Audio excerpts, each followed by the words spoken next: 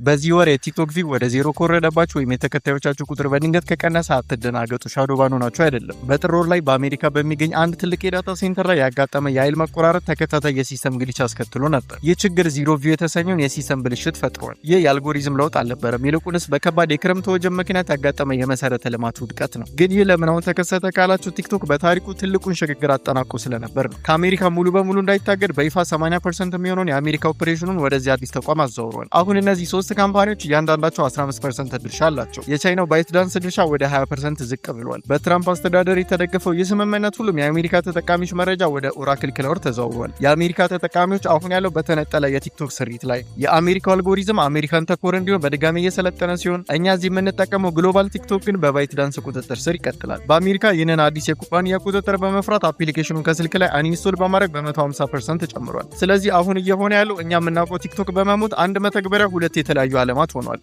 ላይክ ኢን ፎሎ ናፊያድ ፒስ አውት